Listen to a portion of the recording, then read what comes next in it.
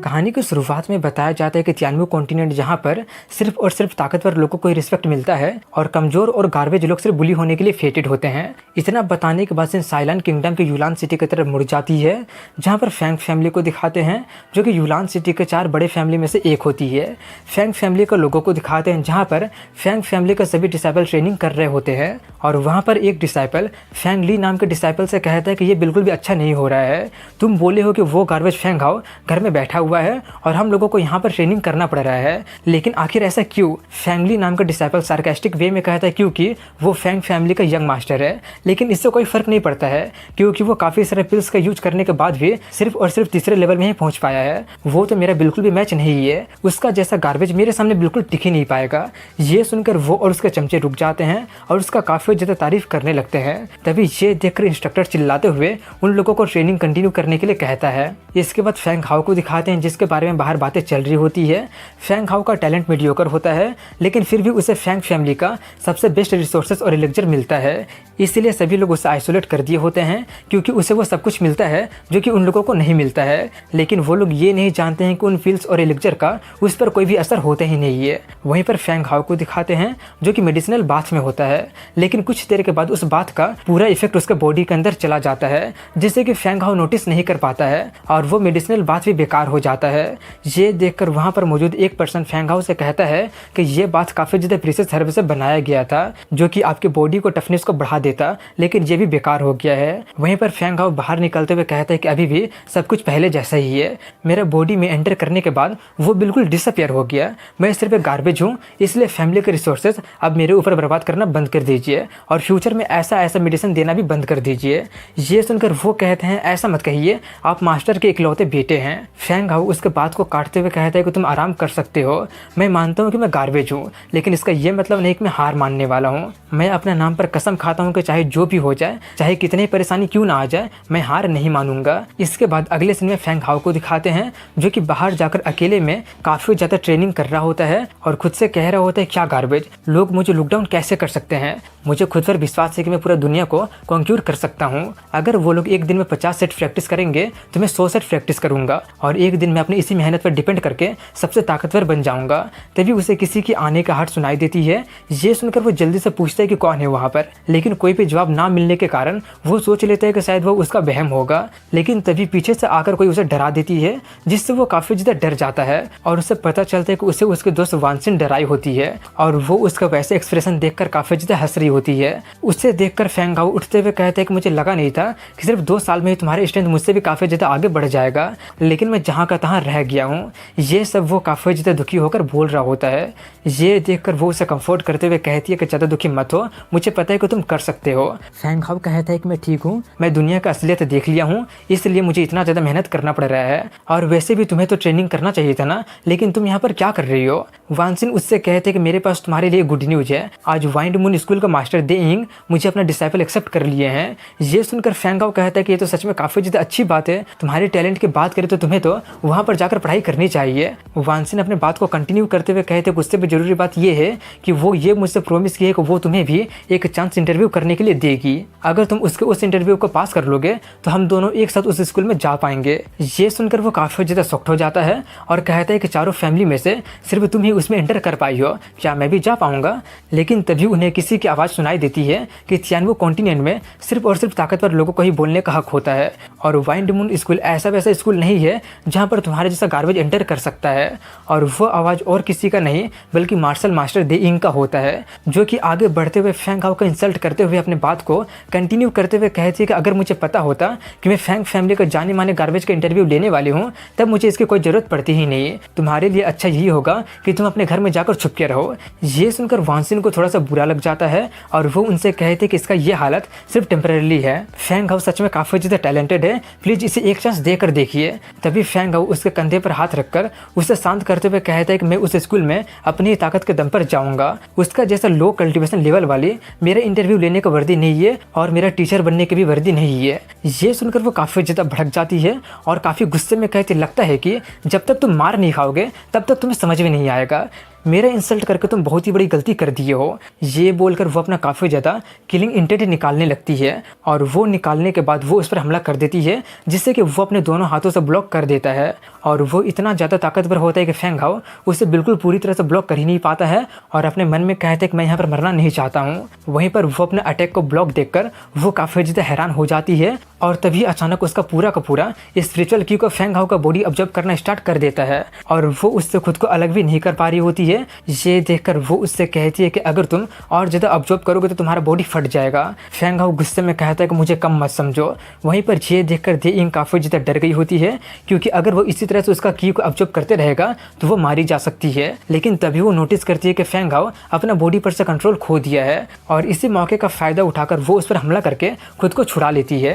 ये देखकर वान सिन जल्दी से उसे देखने जाती है। वहीं पर वो सोच रही होती है कि अगर वो अपने बॉडी पर से कंट्रोल नहीं खोया होता तो शायद पता नहीं मैं कैसे एक्सप्लेन करूं, आखिर उसका बॉडी के अंदर क्या है, काफ़ी अलग लग रहा था। वहीं पर वान सिन उसे देखकर पूछती है कि क्या आपने फेंग हाओ को मार तो नहीं दिया ना। वो काफ़ी एरोगेंट होकर कहते कि वो इतने से नहीं मरेगा। मैं तुम्हें वार्निंग दे रही हूँ कि अगर तुम मेरा डिसाइबल बनना चाहती हो तो फ्यूचर में मैं तुम्हें किसी भी तरह से उस कमीने से रिलेटेड नहीं देखना चाहती हूँ। इसके बाद फेंग हाओ के कॉन्शियसनेस को दिखाते हैं, जिससे कि समझ में नहीं आ रहा होता है कि आखिर वो कहाँ पर है और उसे ऐसा फील होने लगा होता है जैसे कि उसका बॉडी फटने वाला हो और तभी उसके बॉडी में से ज़बरदस्ती कुछ बाहर निकल जाता है, जिससे उसे काफ़ी ज़्यादा दर्द होने लगता है। तभी उसे किसी की आवाज़ सुनाई देती है कि 100 सालों से मैं इसी पल का इंतज़ार कर रही थी, फाइनली अब मैं बाहर आ गई हूँ, आज के की के लिए थैंक्स। फेंग हाओ उतना भयानक चीज़ देखकर डरते हुए पूछता कौन हो तुम और तुम मेरे बॉडी के अंदर क्या कर रही थी।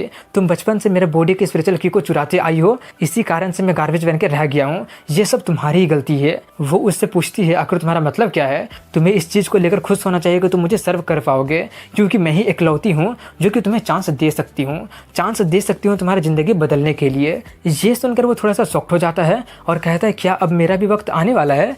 लेकिन तभी वो चिल्लाने लगता है कि सिर्फ और सिर्फ तुम्हारी वजह से मैं गार्बेज बनकर रह गया हूँ, तुम्हारी वजह से मुझे इतना ज़्यादा इंसल्ट का सामना करना पड़ता है रोज़। लेकिन तभी अचानक वो उठ जाता है और सोचता है शायद वो सपना होगा और वो अपने आप को अपने कमरे में पाता है।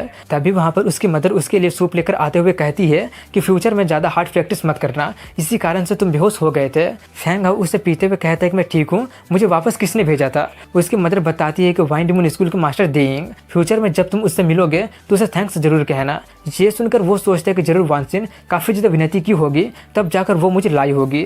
इतना सोचकर वो उससे कहता है कि मुझे उस तरह का पर्सन बिल्कुल भी पसंद नहीं है, मैं उसे देखना भी नहीं चाहता हूँ, थैंक्स के बारे में तो भूल ही जाइए। तभी वहाँ पर उसके फादर फेंग चेन आते हुए कहते हैं कि ज़्यादा इंपल्सिव मत बनो, वान सिन अब वाइंड मून स्कूल में मास्टर दे इंग के डिसाइपल के तौर पर एक्सेप्ट कर ली गई है, जो कि पूरा यूलान सिटी में बहुत ही बड़ी बात है। और मैं फेंग फैमिली का मास्टर और तुम फ्यूचर मास्टर होने के कारण तुम एटीट्यूड में हार नहीं सकते हो। हालांकि मुझे नहीं पता कि क्या हुआ है, लेकिन एक बात याद रखना कि हमारे फेंग फैमिली के मैन अपना सर दूसरे के सामने कभी नहीं झुकाते हैं। इसके बाद वान फैमिली को दिखाते हैं, जहाँ पर काफ़ी सारे फैमिली के लोग आकर वान सिन के स्कूल में एडमिशन को लेकर ही बातें कर रहे होते हैं और वान फैमिली का काफ़ी ज़्यादा तारीफ कर रहे होते हैं। तभी वहाँ पर फेंग फैमिली वाले पहुँच जाते हैं और फेंग हाओ के फादर फेंग चेन लेट होने के लिए माफ़ी मांगते हैं और उन लोगों को बधाई देते हैं। फेंग हाओ को देखकर वान सिन उसका हालचाल पूछने लगती है। ये देखकर उसके फादर चिल्लाते हुए कहते हैं कि अब तुम वाइंड मून स्कूल के स्टूडेंट बन गई हो, आखिर तुम्हारे उस कचरे के साथ कैसा रिलेशन है, मेरे पास वापस आओ और अपना आइडेंटिटी पर ध्यान दो। ऐसा बर्ताव देखकर वान सिन कहती है कि फादर फेंग हाओ ने मेरा जान बचाया है, आप उसे ऐसे ट्रीट नहीं कर सकते हैं।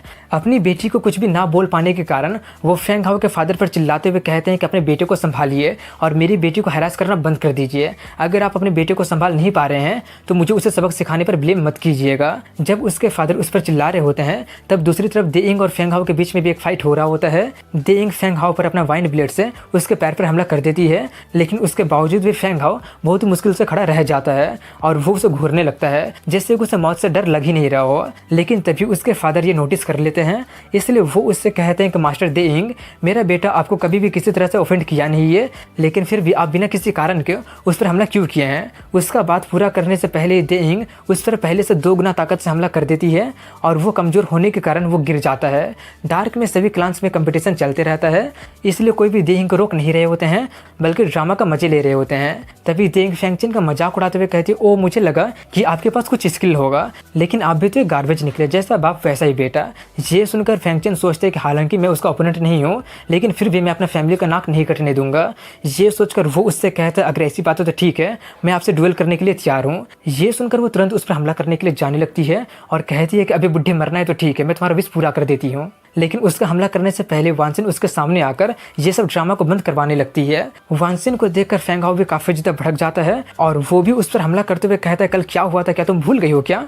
ये सुनकर वो काफी ज्यादा शॉक्ड हो जाती है और जल्दी से अपने सीट पर वापस जाकर बैठ जाती है और कल के बारे में सोचकर फेंग हाओ भी खुद को शांत कर लेता है। वहीं पर देइंग काफी ज्यादा एरोगेंट होकर कहते कि इस बार मैं उन लोगों को तुम्हारे खातिर जाने दे रही हूँ, लेकिन वानसिन हम दोनों के पास ही आइस फिजिक्स बॉडी है, इसलिए मैं तुम्हें अपना डिसाइपल एक्सेप्ट की हूँ, लेकिन अगर तुम इसी तरह से एक्ट करते रहोगे तो बाद में मुझे ब्लेम मत करना।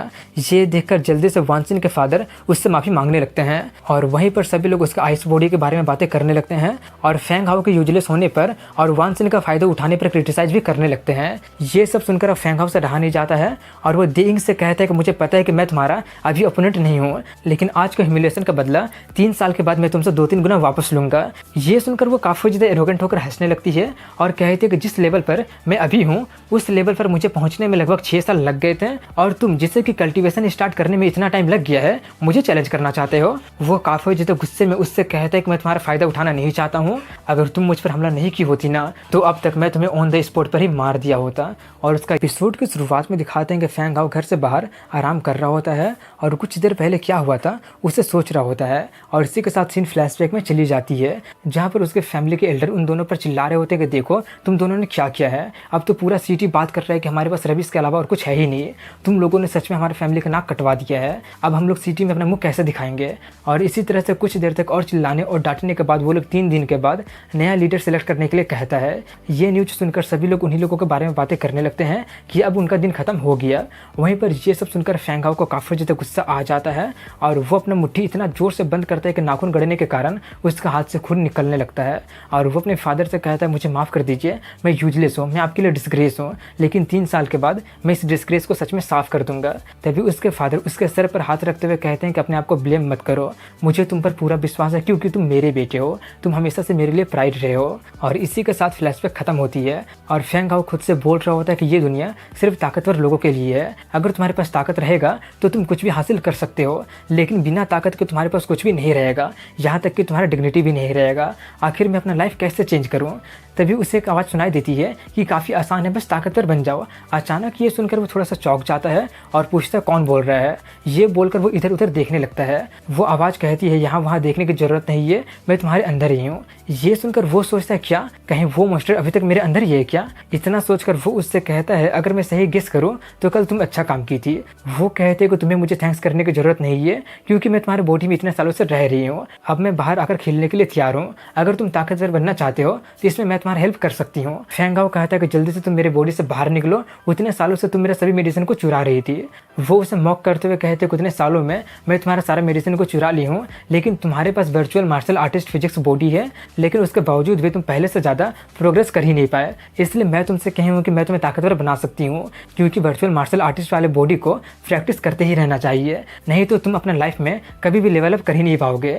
ये सब सुनकर वो थोड़ा सा शॉक्ड और कंफ्यूज हो जाता है। वो आगे बताते हैं कि वर्चुअल मार्शल आर्टिस्ट वाले बॉडी का सबसे बड़ा फीचर ये है कि बॉडी में कभी भी स्पिरिचुअल की जमा होता ही नहीं है, सो इसलिए तुम चाहे जितनी ही कोशिश क्यों ना कर लो, तुम्हारा प्रोग्रेस काफ़ी ज़्यादा धीरे धीरे होगा। लेकिन मेरे पास एक टेक्निक है जो कि स्पेशली वर्चुअल मार्शल आर्टिस्ट वाले बॉडी के लिए बनाया गया है। ऑफ कोर्स जितना पावरफुल स्किल होगा उससे कल्टिवेट करना उतना ही ज़्यादा खतरनाक होगा, जितना ज़्यादा तुम उसे प्रैक्टिस करते जाओगे उतना ज़्यादा वो डेडली होते जाएगा।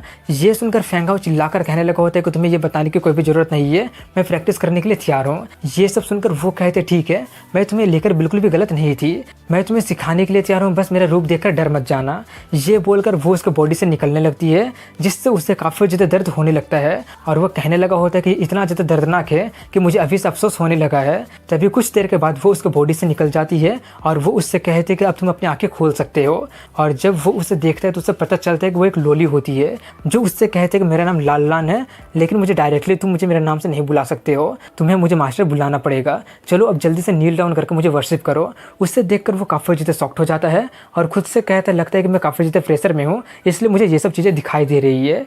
ये बोलकर वो वहाँ से जाने ही वाला होता है कि तभी वो काफ़ी प्रीशियस बुक गिरा देती है। उस किताब को देखकर वो काफ़ी ज़्यादा हैरान हो जाता है, क्योंकि उतना ज़्यादा हाई लेवल की स्किल बुक इस सिटी में मिलना काफ़ी ज़्यादा रेयर होता है। वहीं पर वो काफ़ी ज़्यादा नाटक करते हुए कहने लगी होती है कि क्या किसी ने मेरा लो लेवल की स्किल बुक देखा है जिससे कि मैं तकिया बनाकर यूज करती हूँ।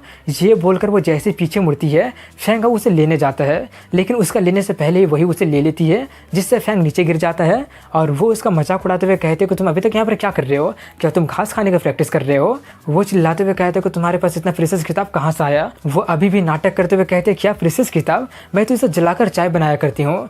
ये सुनकर वो काफ़ी ज़्यादा सॉफ्ट हो जाता है और कहते हैं कि ऐसा मजाक मत किया करो। और अब बताया जाता है कि तियानवे कॉन्टिनेंट में 3 तरह का सीक्रेट स्क्रिप्चर है। पहला है बॉडी कल्टिवेशन, दूसरा है मार्शल स्पिरिट और तीसरा है मार्शल स्किल। बॉडी कल्टिवेशन का यूज बॉडी रिफाइन करने के लिए किया जाता है, मार्शल स्पिरिट का यूज बॉडी के की को कंट्रोल करने के लिए किया जाता है और तीसरा का यूज करके लोग अपने ताकत को बढ़ाते हैं। और हाई क्वालिटी का martial artist high explosive power का यूज कर पाते हैं। और ये तीनों स्क्रिप्चर 5 ग्रेड में डिवाइडेड होते हैं। सबसे पहले इन्फिनिटी होता है जो कि सबसे कमजोर होता है, उसके बाद येलो, मिस्ट्री, अर्थ और हेवन लेवल का सबसे हाई लेवल का होता है। और सभी ग्रेड 3 ग्रेड में डिवाइडेड होते हैं जो कि ये लो, मीडियम और हाई। और फैंग हाउ के फैमिली के पास सिर्फ इन्फिनिटी ग्रेड का लो लेवल का स्क्रिप्चर ही होता है और उनके पास एक येलो ग्रेड का एक ही हाई लेवल का स्क्रिप्चर होता है। वहीं पर उसका सभी बातें सुनकर वो और भी काफ़ी सारा मिस्ट्री ग्रेड का बुक निकाल कर कहती है कि ये सब तुम क्या बक रहे हो, इन किताबों का यूज तो मैं सिर्फ इन्हें जलाकर आग का यूज करके चाय बनाने के लिए करती हूँ। ये सुनकर शॉक्ड के मारे उसके मुंह से खून निकलने लगती है और अपना औकात पता चलने के कारण वो जल्दी से नीचे झुककर उसे अपना मास्टर एक्सेप्ट करने लगता है। ये देखकर वो काफ़ी ज़्यादा खुश होते हुए कहते हैं कि फाइनली अब मेरे पास भी डिसाइपल हो गया है। ये देखकर वो सोचता है कि आखिर ये मास्टर एक बच्ची कैसे हो सकती है। तभी आगे वो उससे कहते हैं कि अभी तुम्हें ये जानने की कोई भी जरूरत नहीं है कि मैं कौन हूँ, अब मैं तुम्हारा मास्टर हूँ, सिर्फ जानवी स्किल सीखने के बाद ही तुम 3 साल के बाद उसे हरा पाओगे। वो पूछता है आखिर उसे प्रैक्टिस कैसे करना है, उसे जो भी करना है लान उसे वो सब कुछ बता देती है। इसके कुछ दिन बाद का सीन दिखाया जाता है जहाँ पर फैंग हाउ अकेले में प्रैक्टिस कर रहा होता है। उसे देखकर सभी लोग बातें करने लगे होते हैं कि वो ऐसा दिखावा कर रहा है जिससे कोई स्ट्रगल कर रहा हो, शायद उसके फादर अब लीडर नहीं रहे इसलिए उसे प्रैक्टिस करना पड़ रहा है। दूसरा कहता है कि चाहे वो कितनी प्रैक्टिस क्यों ना कर ले, एक गार्बेज हमेशा गार्बेज ही रहेगा। वो लोग वहाँ से जाने ही लगते हैं कि तभी उन्हें एक एक्सप्लोजन की आवाज़ सुनाई देती है। ये सुनकर उन सभी लोगों का पैर रुक जाता है और बातें करने लगते हैं किसने ब्रेक थ्रू कर लिया क्या। वहीं पर फैंग हाउ सोच रहा होता है कि मुझे लगा नहीं था कि मैं इतना जल्दी ब्रेक थ्रू कर लूँगा, मास्टर सच में मुझसे चीट नहीं किए हैं। वहीं पर ये देखकर सभी लोग काफ़ी ज़्यादा हैरान हो जाते हैं और उसी के बारे में बातें करने लगते हैं। ये देखकर इंस्ट्रक्टर सोचता है क्या चल रहा है, ये बंदा उतने टाइम में कभी भी ब्रेक थ्रू नहीं किया, लगता है कि मुझे ये बात नया लीडर को जाकर बताना पड़ेगा। इसके बाद वो जाकर एल्डर को बता देता है कि सुबह में फैंग हाउ प्रैक्टिस करते करते ब्रेक थ्रू कर लिया है। एल्डर पूछते इस वक्त ब्रेक थ्रू किया है, क्या तुम उसमें कुछ अनयूजुअल नोटिस किए हो क्या। वो बताता है कि फैंग हाउ का ट्रेनिंग हमेशा से थोड़ा सा अलग था। ये सुनकर उसके फादर थोड़े से चौंक जाते हैं। वहीं पर वो अपनी बात को कंटिन्यू करते हुए कहते हैं कि उसका प्रैक्टिस टेक्निक फिजिकल टफनेस और स्ट्रेंथ को एक साथ कंट्रोल कर सकता है, वो जरूर येलो ग्रेड का हाई लेवल का टेक्निक होगा। ये सुनकर वो सभी के सभी लोग काफी ज्यादा हैरान हो जाते हैं। एल्डर कहते हैं कि येलो ग्रेड का हाई लेवल का सीक्रेट स्क्रिप्चर फैंग फैमिली में सिर्फ एक ही है और वो सिर्फ मार्शल सीक्रेट स्क्रिप्ट है। ये बोलकर वो सभी लोग फैंग हाउ को देखने जाने लगते हैं। वहीं पर उसके फादर सोच रहे होते हैं कि कहीं वो किसी एक्सपर्ट से एडवाइस तो नहीं ले लिया है ना। अगले सीन में फैंग हाउ को दिखाते हैं जो कि अभी भी प्रैक्टिस कर रहा होता है और उसे ब्रेक थ्रू करते देखकर सभी लोग काफी ज्यादा हैरान हो गए होते हैं और उसी के बारे में बातें करना स्टार्ट कर देते हैं। वहीं पर दूर से ये सब देखकर एल्डर सोच रहे होते हैं कि उसे देखकर ऐसा लग रहा है कि वो येलो ग्रेड का हाई ग्रेड का ट्रेनिंग मैनुअल होने का चांस काफी ज्यादा है। फैमिली का पेस्ट्रेज चेंज करने से पहले ही किसी ने उसे वो स्किल दे दिया। लगता है कि वो रहस्यमय पर्सन ये नहीं चाहता है कि फैमिली का लीडर को बदला जाए। ये सोचकर वो फैंग चेन को अपने साथ चलने के लिए कहता है और इस इंसिडेंट को पब्लिक होने से रोकने के लिए भी कहता है। ये सुनकर फैंग चेन को अपने बेटे पर काफी ज्यादा प्राउड होने लगता है। इसके बाद रात का सीन दिखाया जाता है जहाँ पर फैंग हाउ बैठा होता है और अपने मास्टर को बुलाता है। वो जागते हुए कहते हैं कि तुम मुझे डिस्टर्ब क्यों कर रहे हो। फैंग हाउ उससे कहता है कि हालांकि आप जो स्किल मुझे दिए हैं वो काफ़ी ज़्यादा पावरफुल है, लेकिन काफ़ी कम टाइम में ही मैं काफ़ी ज़्यादा थक गया था, इसलिए मैं खुद का रिकवर होने का इंतजार नहीं करना चाहता हूँ क्योंकि ये सिर्फ और सिर्फ समय की बर्बादी है। वो कहते हैं कि तुम्हारा बॉडी सच में काफ़ी ज़्यादा कमज़ोर है, इसलिए तुम्हारा बॉडी सिर्फ लिमिटेड टाइम तक ट्रेन कर पाएगा। फैंग हाउ उसका तारीफ करते हुए उससे उसका सोल्यूशन पूछता है। वो उससे पूछती है क्या तुम फार्मासिस्ट के बारे में सुने हो। वो हाँ में जवाब देकर सोचते हुए कहते हैं कि हमारे सिटी में कुछ होने का रूमर्स तो मैंने सुना था। तभी बताया जाता है कि कि तियानवे कॉन्टिनेंट में मार्शल आर्ट्स प्रैक्टिशनर के अलावा 2 और प्रोफेशन होते हैं, और वो है फार्मासिस्ट या अल्केमिस्ट और दूसरा है poison master. Pharmacist profession Tianwei continent में सबसे नोबल प्रोफेशन माना जाता है। इसका काम इलनेस और जख्मी लोगों को ट्रीट करना है। तुम्हारा कल्टिवेशन चाहे कितने हाई क्यों ना हो, अगर तुम एक बार इंजर्ड हो गए तो उसे फार्मासिस्ट की जरूरत पड़ेगी ही पड़ेगी। एक फार्मासिस्ट बनने के लिए उसके पास डिवाइन मेडिकल बुक होना चाहिए, जिसमें सभी तरह के स्पिरिचुअल हर्ब के बारे में लिखा होता है। जो बंदा फार्मासिस्ट बनना चाहता है उससे काफी सारे स्पिरिचुअल हर्ब खाकर उसका बॉडी के अंदर में दान पिल बनाना पड़ता है। दान पिल बॉडी में क्रिएट होने के बाद वो फार्मासिस्ट बन सकता है। ऑफ कोर्स इसे कल्टिवेट करने के लिए काफी ज्यादा मात्रा में स्पिरिचुअल हर्ब की जरूरत पड़ती है। किसी भी बड़े फैमिली के लिए उनके फैमिली में फार्मासिस्ट होना बहुत ही ऑनर की बात होती है, और दूसरी तरफ वो काफी ज्यादा प्रीशियस होते हैं और generation to generation pass down होते रहते हैं, और उनका लेवल उनके डिवाइन मेडिकल बुक पर डिपेंड करता है। और दूसरा प्रोफेशन है पॉइजन मेकर, जो कि पूरी तरह से अलग होते हैं। वो लोग पॉइजन मेकिंग डिवाइन बुक में लिखे इंस्ट्रक्शन को फॉलो करते हैं और अपने बॉडी में पॉइजन दान पिल को क्रिएट करते हैं, और जो लोग उन्हें गलती से भी ऑफेंड कर देते हैं वो लोग सीक्रेटली टॉक्सिन से मार दिए जाते हैं। इतना बताने के बाद वो उससे पूछती है कि क्या वो सभी किताब यहाँ पर रेयर है, लगता है कि ये एरा उतना ज़्यादा एडवांस नहीं है। ये बोलकर वो उसे डिवाइन मेडिकल बुक दे देती है, और देते हुए कहती है वैसे भी ये मेरा किसी काम का नहीं है। ये बोलकर वो उसे दे देती है, और यहीं पर इस एपिसोड की एंडिंग हो जाती है। बुक दे देती है, वो उसे लेकर काफ़ी ज़्यादा शॉक्ड हो जाता है और कहता है क्या मैं भी लेजेंडरी फार्मासिस्ट बनने वाला हूँ। इतना बोलकर वो उसे खोल कर देखता है तो हैरान हो जाता है, क्योंकि उसके अंदर कुछ लिखा होता ही नहीं है। ये देखकर वो उस पर चिल्लाने लगा होता है कि क्या आप मुझसे मजाक कर रहे हैं, इसमें तो कुछ लिखा है ही नहीं। वो कहती है अरे इडियट, क्या तुम्हें लगता है कि उसको कोई भी पढ़ सकता है? सिर्फ वही कल्टिवेटर जिसके पास मार्शल पावर नहीं होता है वही पढ़ सकते हैं। फैंगाओ कहता है कि मैं भी तो कल्टिवेटर हूँ और नॉन बिंग पावर के साथ हूँ, लेकिन मैं इसे पढ़ क्यों नहीं पा रहा हूँ। वो बताती है कि उसके बीच में अपना खून के एक बूंद डालो, फोकस करो और देखो कि उसके बाद क्या होता है। वो वैसा ही करता है, और तभी वो उसका सभी नॉलेज को पढ़ पा रहा होता है, देख पा रहा होता है। ये सब देखकर वो काफ़ी ज़्यादा खुश हो जाता है और काफ़ी ज़्यादा खुशी के साथ कहने लगा होता है कि मैं उन्हें पढ़ पा रहा हूँ। वो सभी तो काफ़ी ज़्यादा प्रीशियस दान पिल का रेसिपी है। तभी वो उसका मुंह बंद करवाते हुए कहते हैं कि ज़्यादा खुश मत हो, वो सभी बस लो लेवल का नॉलेज है। ये सुनकर फैंगाओ उसे मक्खन लगाते हुए कहने लगा होता है कि मेरे फैमिली के पास तो सिर्फ लो लेवल का ही हर्ब है। इतना बोलकर वो उससे हाई लेवल का मांगने लगता है। वो कहते हैं कि वो सब मेरे पास नहीं है और बाकी का जो मेरे पास था उसे मैं खा गई हूँ। ये सुनकर वो रोने के नाटक करते हुए कहने लगता है इसका मतलब ये मेरा किसी भी तरह का हेल्प नहीं कर पाएगा। उसके मास्टर कहते हैं पता नहीं तुम्हारे जैसे इडियट को मैं क्यों रिक्रूट कर ली हूँ। उस बुक के अनुसार नॉन दान पिल बनाने के लिए कोई भी हाई लेवल का मटेरियल का जरूरत पड़ेगा ही नहीं। उसका इफेक्ट तुम्हारे फिजिकल स्ट्रेंथ को रीगेन करना है, तुम्हारे लिए उतना ही अभी के लिए काफ़ी है। ये सुनकर वो नॉन दान पिल को ढूंढने लगता है और उसे वो मिल जाता है, जिसके लिए सिर्फ लो लेवल का मटेरियल का ही जरूरत पड़ेगा। ये देखकर वो काफ़ी ज़्यादा खुश हो जाता है और अपने मास्टर को बुलाने लगता है, लेकिन तब तक वो गायब हो चुकी होती है। अगले सीन में अगले दिन का सीन दिखाया जाता है, जहाँ पर फैंगाओ मार्केट में वो सभी मटेरियल को खरीदने गया होता है, लेकिन तभी वहाँ पर यांग फैमिली के लोग आकर उसका मजाक उड़ाना स्टार्ट कर देते हैं। और उसका नाम यांग कुई होता है, जो कि 4th ग्रेड का मार्शल अप्रेंटिस स्टेज में होता है। उन्हें देखकर काफ़ी सारे लोग तमाशा देखने के लिए जमा हो गए होते हैं। ये देखकर फैंग उसी को उल्टा जवाब देते हुए कहता है कि यहाँ पर इतने सारे लोग हैं, क्या कोई मुझे बता सकता है कि कुत्ते के लिए पट्टा कहाँ पर मिलेगा?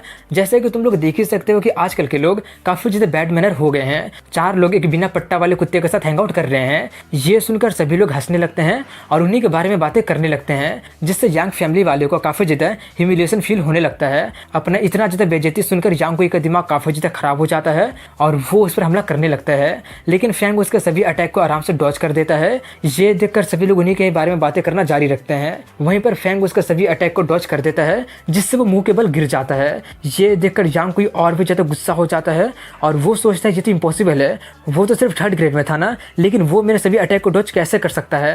तभी फैंग उसे मॉक करते हुए कहते हैं कि दूसरों से झगड़ा करने के बजाय जाकर प्रैक्टिस पर ध्यान दो। उसका ये बात सुनकर सभी लोग यांग कुई के ही बारे में बातें करने लगते हैं कि क्या वो ट्रेनिंग भी किया है या सिर्फ ड्रग लेकर अपने लेवल को फोर्सफुली बढ़ा लिया है। ये सब सुनकर उसका खून उबलने लगता है और वो अपने 4 कुत्तों को उसे सबक सिखाने के लिए भेजता है, लेकिन उनके जाने से पहले ही वहाँ पर फैंग चेन, जो कि मिड स्टेज का मार्शल मास्टर होता है, आ जाता है, जो आकर उससे कहता है कि मिस्टर यांग, आप तो मेरे बेटे के साथ मार्शल आर्ट्स प्रैक्टिस कर रहे थे ना, इसमें आप दूसरे की हेल्प क्यों ले रहे हैं? अगर ऐसी बात है तो मैं भी अपने बेटे की हेल्प कर सकता हूँ ना। फैंग चेन को देखकर उनका पसीना छूटने लगता है, क्योंकि वो सभी लोग मिलकर भी उसे हरा नहीं पाएंगे। इसलिए वो सभी लोग उनसे माफ़ी मांगने लगते हैं कि हमें रेसली एक्ट नहीं करना चाहिए था।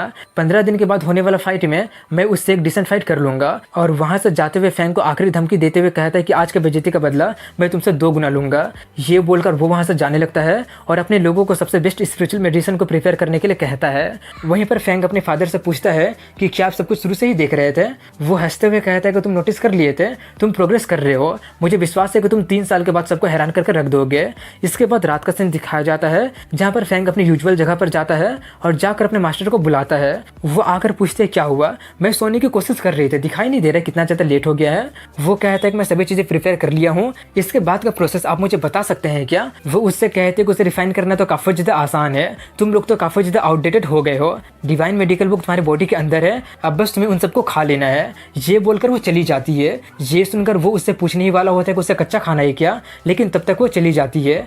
ये देखकर वो उसे कच्चा ही खाने लगता है जिसका टेस्ट काफ़ी ज़्यादा ख़राब होता है और खाने के बाद वो उसे एक्टिवेट कर देता है जिससे वो उसके बॉडी में ही रिफाइन होना स्टार्ट हो जाता है और पूरी तरह से रिफाइन होने के बाद वो काफ़ी ज़्यादा एनर्जेटिक फील करने लगता है। इसके बाद अगले दिन का सीन दिखाया जाता है जहाँ पर वो ट्रेनिंग कर रहा होता है और काफ़ी ज़्यादा थक गया होता है।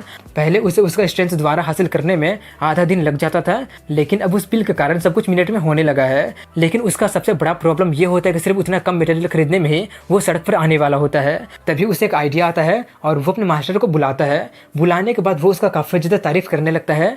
वो सब सुनकर उसका नाक काफ़ी ज़्यादा लंबा हो जाता है और वो उससे कहते हैं कि सीधे सीधे बताओ कि बात क्या है, मेरे पास स्पिरिचुअल मेडिसिन नहीं है। वो उससे कहते हैं कि आपके पास तो काफ़ी सारा स्किल वाला किताब है ना, मैं बस कुछ किताबों को बेचकर मटेरियल खरीदना चाहता हूँ। तभी वो उसे 3 स्किल बुक दे देती है और वो सभी के सभी लो ग्रेड का मिस्ट्री लेवल का किताब होता है। उन्हें देखकर वो सोचते लगता है कि हमारे सिटी में कोई बहुत ही बड़ा तूफान आने वाला है। इसके बाद वो एक मास्क पहनकर और अपना भेष बदलकर ऑक्शन हाउस में जाता है और जाकर कहता है कि मैं कुछ ऑक्शन करवाना चाहता हूँ। स्टाफ पूछती है कि आप क्या ऑक्शन करवाना चाहते हैं। फैंग अपने मिस्ट्री लेवल का किताब दिखा देता है। उसे देखकर वो काफ़ी ज़्यादा शॉक्ड हो जाती है और उसके मुंह से मिस्ट्री लेवल का बुक निकल जाती है, लेकिन तभी वो अपना मुंह बंद करने लगती है। उसका बात सुनकर वहाँ पर मौजूद सभी लोग काफ़ी ज़्यादा शॉक्ड हो जाते हैं और अपने अपने फैमिली को बताने के लिए जाने लगते हैं।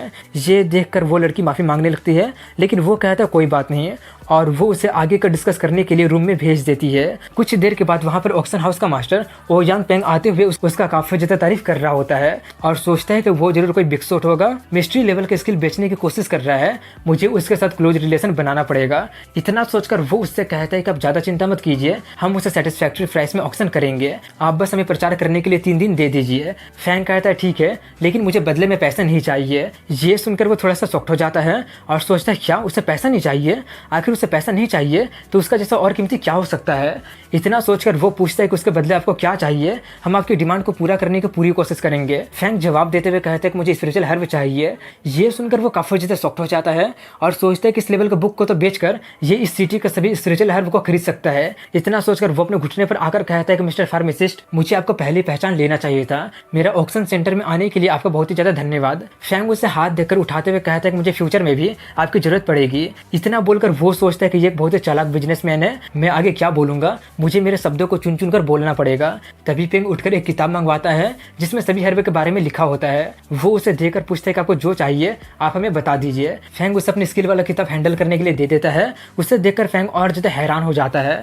वहीं पर फैंग उस किताब को पढ़ने लगता है और सोचता है कि ये लेवल और ये अमाउंट मेरे लिए पूरी तरह से सेटिस्फाइंग नहीं है। इतना सोचकर वो उससे कहता है कि ये मेरे लिए इनफ नहीं है। ये सुनकर उसे पसीना आने लगता है और वो कहने लगा होता है कि हमारे पास अभी लिमिटेड रिसोर्सेज ही है, आप हम पर पूरा विश्वास कर सकते हैं, आपकी ऑफर को पूरा करने के लिए हम पूरी तरह से कम्पिटेंट है, आप बस हमें एक लिस्ट बनाकर दे दीजिए, हम उसे जरूर पूरा कर देंगे। फैंग उसे वो सब लिख कर देते हुए कहता है कि अभी के लिए इतने ही काफ़ी है, लेकिन फ्यूचर में मुझे और भी मुश्किल से मिलने वाला मटेरियल की जरूरत पड़ेगा। उससे देखकर वो काफ़ी ज़्यादा शॉक्ड हो जाता है और सोचता है कि 500 तरह का अलग अलग, मुझे तो लगा था कि ये सिर्फ मिस्ट्री लेवल का फार्मासिस्ट होगा, लेकिन ये तो अर्थ लेवल का निकला, पूरा कॉन्टिनेंट में सिर्फ कुछ ही अर्थ लेवल का फार्मासिस्ट है। इतना सोचकर वो उससे कहता है मुझे 1 सेकंड दीजिए, मैं लेकर आता हूँ। ये बोलकर वो सोचता है कि अगर मुझे एक पैनी भी स्पेंड करना पड़ेगा ना, तब भी मैं इसका दोस्त बनकर ही रहूंगा। इसके कुछ देर बाद का सीन दिखाया जाता है जहाँ पर वो सभी मटेरियल को लेकर आ जाता है और वो उसे एक स्पेस रिंग में रख देता है और उसे स्पेस रिंग देते हुए कहता है कि वो सभी इसमें स्टोर है और वो उसे वो रिंग काइंडनेस के तौर पर दे देता है। वो रिंग लेकर फैंग सोचता है कि इसका कीमत लगभग 10,000 गोल्ड कॉइन होगा,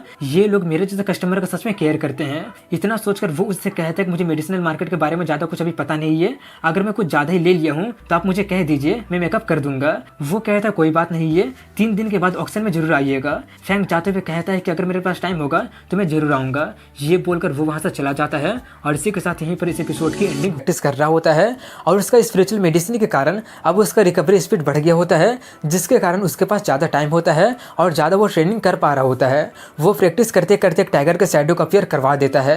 ये देखकर वो थोड़ा सा चौंक जाता है क्योंकि उसे नहीं पता होता है कि अभी क्या हुआ। तभी उसकी मास्टर आकर उसे बताती है कि वो एक मिस्ट्री लेवल की स्किल है जिसका नाम ग्लेच टाइगर मूवमेंट है। मिस्ट्री लेवल की स्किल के बारे में सुनकर वो खुशी से नाचने लगता है, लेकिन तभी अचानक उसको काफ़ी ज़्यादा दर्द होने लगता है और वो नीचे गिर जाता है। ये देखकर वो उससे कहते कि जल्दी से खुद को हील करो। वो खुद को हील करके उससे पूछते कि अभी क्या हुआ था। वो उसका जवाब देते हुए कहते कि मुझे भी नहीं पता कि तुम्हारा तारीफ करूं या फिर तुम्हें डांटूं। हालांकि तुम्हारा बॉडी काफ़ी ज़्यादा कमज़ोर है, लेकिन फिर भी तुम टाइगर वाले मूवमेंट को यूज कर लिए थे। इसके लिए काफ़ी ज़्यादा पावर के एक्यूमुलेशन की ज़रूरत पड़ता है, लेकिन तुम उसके बिना ही उसे यूज कर लिए थे, इसलिए तुम्हें दर्द हुआ था। ये सुनकर फैंग हाओ काफ़ी ज़्यादा प्राउड के साथ कहता है कि मेरे जैसा जीनियस को प्रॉब्लम नहीं होगी तो फिर किसको होगी। ये बोलकर वो फिर से अपना कल्टीवेशन जारी रखता है। वहीं पर ये देखकर उसके मास्टर सोच रही होती है कि शायद यही मेरा हेल्प कर पाएगा। इसके 3 दिन बाद का सीन दिखाया जाता है जहाँ पर फैंग फैमिली के सभी लोग ऑक्शन के बारे में ही बातें कर रहे होते हैं। तभी वहाँ पर फैंग हाओ आकर उनसे कहते हैं कि फालतू के गोसिप करने के बजाय तुम लोगों को ट्रेनिंग करना चाहिए। ये सुनकर सब लोग उससे कहने लगे होते हैं कि ज़्यादा बनो मत, अब तुम्हारे फादर फैक्ट्री नहीं रहे हैं। और यहाँ पर फैंगली है जो कि फैमिली के बिहाफ में फ्रेशमैन कॉन्टेस्ट में पार्टिसिपेट करेगा। तभी फैंगली उस बंदे को साइड करके फैंग हाउस से कहता है कि अगर फैंग फैमिली वो मिस्ट्री लेवल की स्किल को हासिल कर लेगा तब मैं उसे सीखकर तुम्हें भी सिखा दूंगा, तुम ज़्यादा चिंता मत करो। ये सुनकर वो सोचता है कि मुझे लगा नहीं था कि फैंग फैमिली भी ऑक्शन में पार्टिसिपेट करेगी, अब जबकि मेरा फैमिली भी उसमें पार्टिसिपेट करने वाला है तो मुझे कुछ करना पड़ेगा।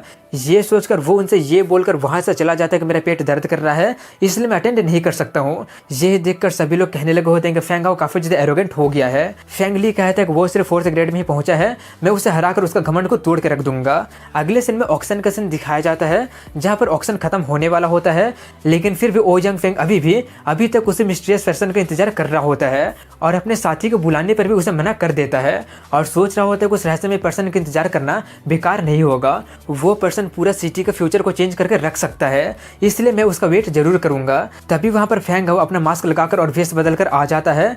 वहीं पर अंदर में सभी लोग ओ यंग फैंग के बारे में ही बातें कर रहे होते हैं कि होस्ट होने के कारण वो अभी तक आया क्यों नहीं है। तभी वहाँ पर ओ यंग फैंग उसके साथ आ जाता है। उन्हें देखकर सभी लोग उसी रहस्यमय आदमी के बारे में बातें करने लगते हैं और उसके बारे में अपने अपना विचार व्यक्त करने लगे होते हैं।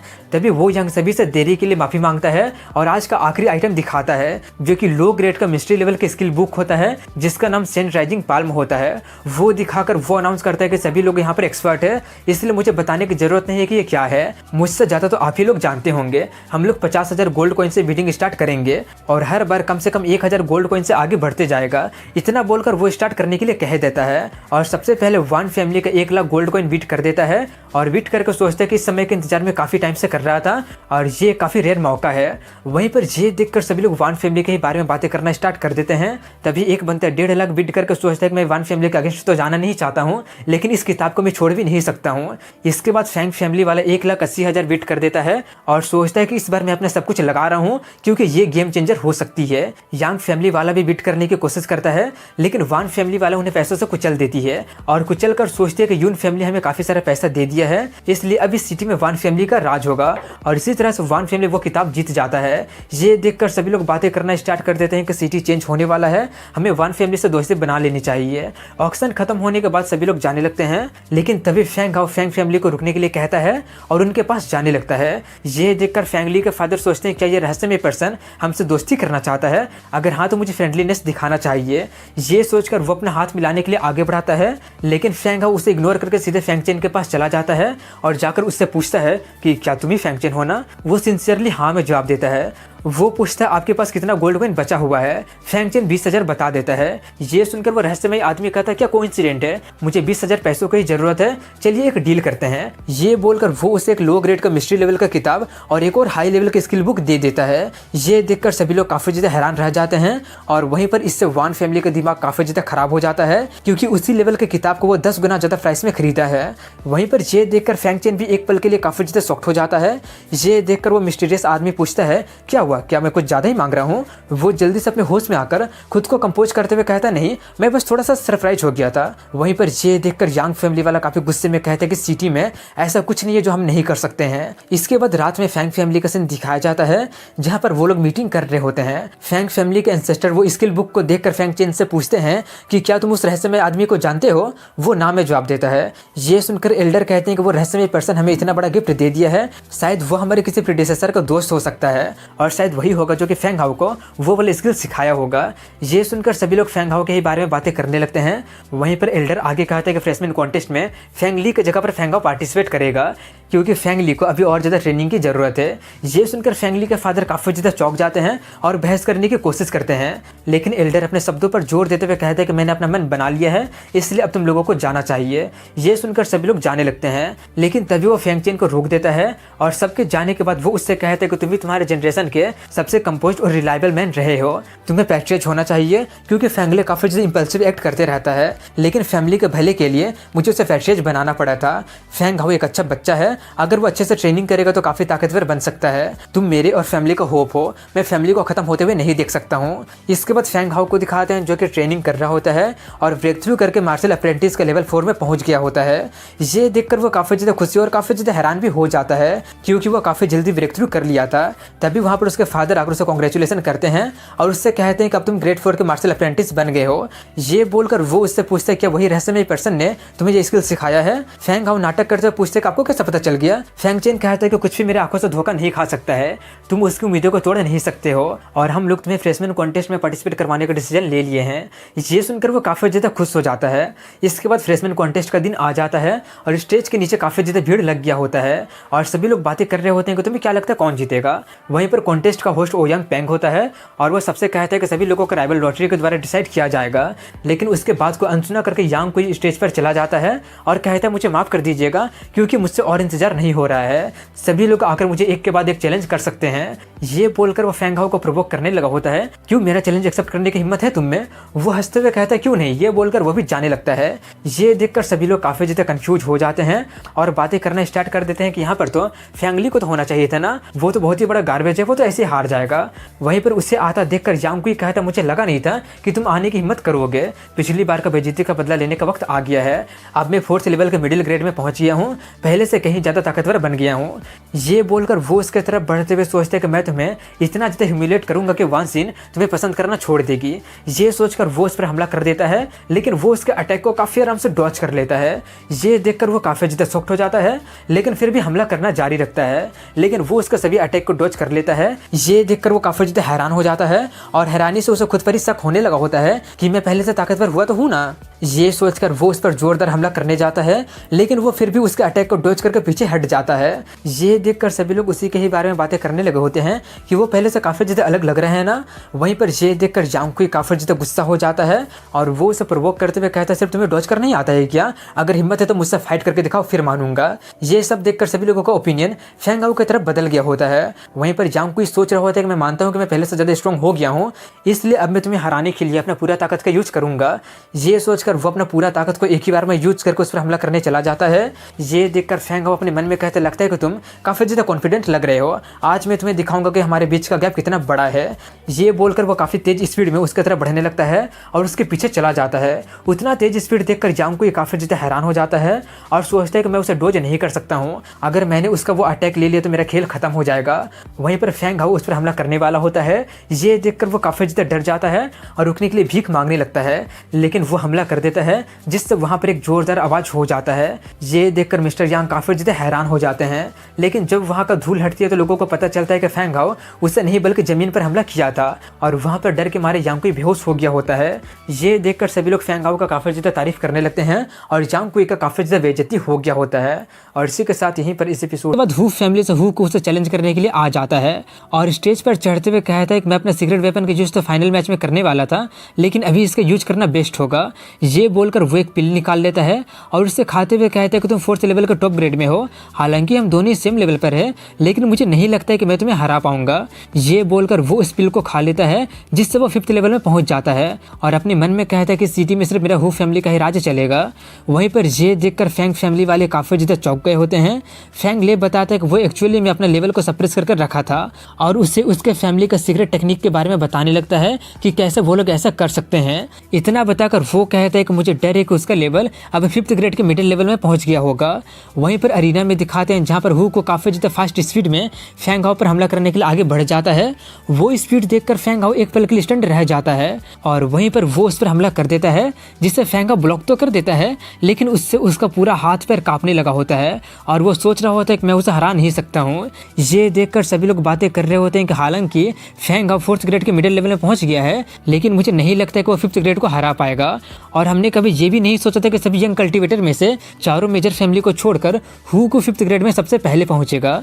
वहीं पर ये देखकर फैंग चेन को काफी ज्यादा चिंता होने लगी होती है। तभी हु को उसका मजाक उड़ाते हुए कहने लगा होता है कि अब तुम्हारा एरोगेंस कहाँ चला गया, अभी तो मैं सिर्फ वार्म अप ही कर रहा था। ये बोलकर वो दोबारा से उस पर हमला करने चला जाता है। वहीं पर फैंग हाउ खुद को बचाते हुए सोच रहा होता है कि मैं इसका मैच बिल्कुल भी नहीं हूँ। उसका वैसे एक्सप्रेशन देखकर हु को कहता है कि जल्दी से सरेंडर कर दो, वरना तुम्हारा हालत खराब करने पर मुझे ब्लेम मत करना। तुम एक गार्बेज हो और तुम्हें गार्बेज के जैसे बिहेव करना चाहिए।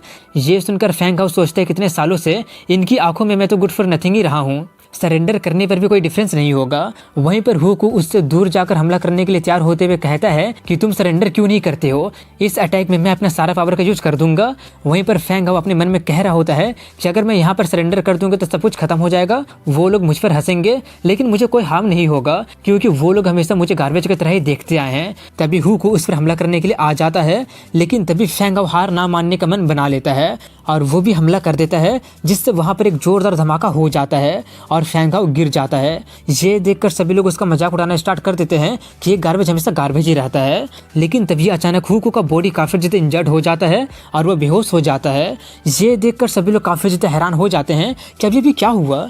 तभी फैंग हाउ खड़ा होकर चिल्लाते हुए कहते हैं कि अब जो भी मुझे चैलेंज करना चाहता है आकर मुझे चैलेंज कर सकता है। वैसा सिचुएशन देखकर वहां पर पूरा सन्नाटा हो गया होता है और सभी लोग काफी ज्यादा हैरान हो गए होते हैं कि अभी भी क्या हो गया। इसके कुछ मिनट पहले का सीन दिखाया जाता है जहाँ पर फैंग हाउ अपना डिफेंस पर से गिव अप कर दिया होता है और उसके अटैक से खुद को एडवांस में हील करना स्टार्ट कर देता है और अपना सारा एनर्जी अपना राइट हैंड में गैदर करके फाइनल अटैक कर देता है और इसी तरह से वो जीत जाता है। और तभी फैंग हाउ भी 5th ग्रेड में ब्रेक थ्रू कर लेता है। ये देखकर उसके फैमिली वाले उसका काफी ज्यादा तारीफ करने लगते हैं और काफी ज्यादा खुश भी होते हैं।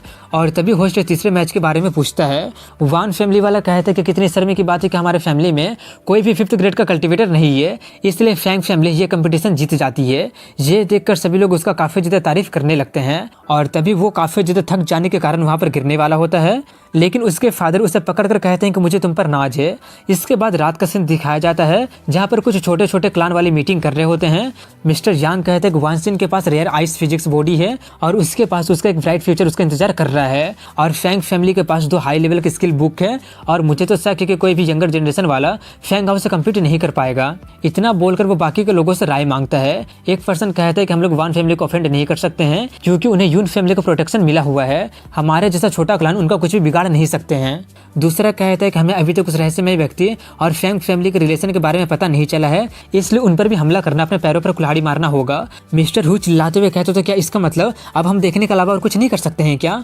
मिस्टर यांग कहता है कि हम लोग कुछ टाइम के लिए फैंग फैमिली के अगेंस्ट कोई एक्शन नहीं लेंगे, लेकिन हमें फैंग हाउ का कुछ करना पड़ेगा, नहीं तो वो हमारे लिए और बड़ा खतरा बन जाएगा। अगले सीन में फैंग हाउ को दिखाते हैं जो कि अपने जगह पर बैठकर ट्रेनिंग कर रहा होता है, लेकिन तभी उसे वहां पर किसी को होने का एहसास होता है। ये फील करके वो जल्दी से रिएक्ट करता है। ये देखकर वो असासिन कहता है कि तुम्हारा रिएक्शन तो सच में काफी ज्यादा तेज है और उसका गला दबाते हुए कहता है कि मुझसे फालतू का सवाल मत पूछना और भागने की भी कोशिश मत करना। तभी फैंग हाउ उसे घूरने लगता है। ये देखकर वो उससे कहता है कि किसी ने मुझे तुम्हें मारने के लिए पैसा दिया है, इसलिए मुझे ब्लेम मत करना। लेकिन तभी फैंग हाउ अपने पावर को जमा करके उस पर हमला करके भाग जाता है। ये देखकर वो असासिन थोड़ा सा चौंक गया होता है कि ऐसा सिचुएशन में भी वो फाइट बैक कर लिया। ये बोलकर वो उसे ढूंढने लगता है। वहीं पर फैंग एक पेड़ के पीछे छुपा होता है और अपना आर्म को हील कर रहा होता है और उसका पावर खत्म हो गया होता है, इसलिए अब वो खुद को हील नहीं कर पाएगा और अगर वो अपना लोकेशन को चेंज करने की कोशिश भी करेगा तो वो पकड़ा जाएगा। इसलिए वो अपने मास्टर को बुलाता है, लेकिन कोई भी जवाब नहीं आता है। ये देखकर वो खुद ही प्रॉब्लम से निकलने के बारे में सोचता है। ये सोचकर वो अपना कपड़ा खोलकर उसे फंसाने के लिए पेड़ के पीछे रख देता है। असासिन उसके कपड़े को देखकर मान लेता है कि उसने उसे ढूंढ लिया है।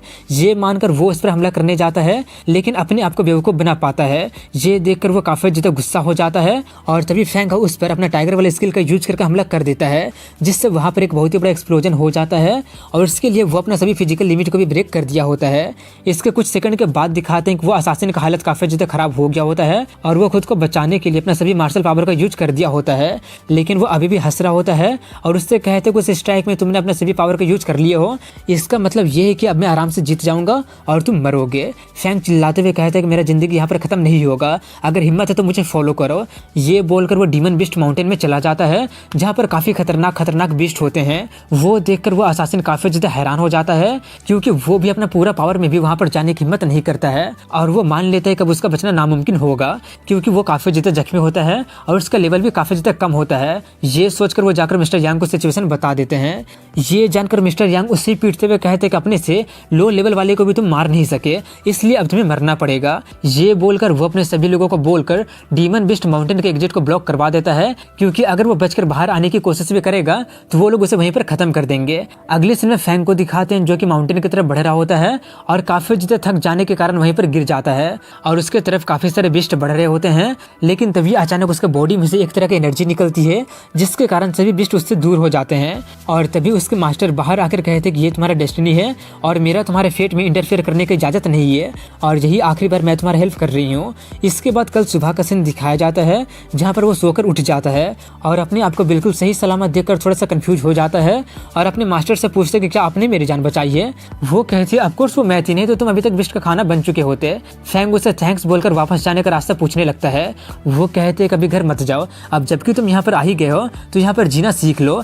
ये सुनकर वो काफी ज्यादा हैरान हो जाता है और घबराते हुए कहता है कि मुझे तो डर है कि मार्शल वॉरियर भी यहाँ पर सर्वाइव नहीं कर पाएंगे। ये बोलकर वो भागने लगता है। ये सुनकर वो उसे प्रोवोक करने लगी होती है, तो तुम्हारा मतलब है कि तुम इसी तरह से सिर्फ गार्बेज बनकर रहना चाहते हो? क्या तुम्हें सच में लगता है कि बिना लाइफ और डेथ का सिचुएशन को फेस किए तुम ताकतवर बन सकते हो? लाइफ कोई फेरी टेल नहीं है, अगर तुम अभी चेंज करना स्टार्ट नहीं करोगे तो नॉन विंग मार्शल स्टेट में ही तुम काफी जल्दी मारे जाओगे। ये सब सुनकर वो रुक जाता है। वहीं पर वो अपनी बात को कंटिन्यू करते हुए कहते कि 3 साल के बाद यून इंग मार्शल डाइटी बन जाएगी, तब तुम उसे कैसे हराओगे और अपने फैमिली को कैसे प्रोटेक्ट करोगे? ये सुनकर वो कहता है कि आप बिल्कुल सही बोल रहे हैं, मुझे डीमन बिस्ट माउंटेन को कंक्यूर करके असली ताकतवर कल्टीवेटर बनना है। इसके बाद अगले सीन में उसे असासिन को दिखाते हैं जो कि फैंग को मारने का कोशिश किया था। वो फैंग फैमिली के पास जाकर उन्हें सब कुछ सच बता देता है।